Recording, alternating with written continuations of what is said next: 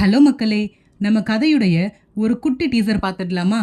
எதற்கும் பயப்படாமல், யாரை கண்டும் அஞ்சாமல், தன் மனதில் இருப்பதை வெளிப்படையாக பேசும் குணம் கொண்டவள் கயல்விழி.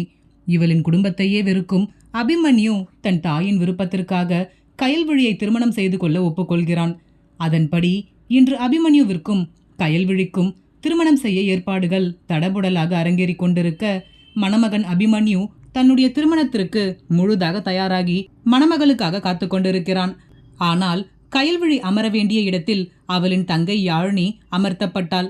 தன் அக்கா எங்கே, எதற்காக நாம் இங்கே அமர்கிறோம் என்று எதுவுமே தெரியாமல் தன் தந்தை கூறிய ஒரு வார்த்தைக்காக அவனை திருமணம் செய்ய ஒப்புக்கொண்டு அவன் அருகில் அமர்ந்து கொண்டிருக்கிறாள். அப்படி கயல்விழி எங்கே சென்றிருப்பாள்?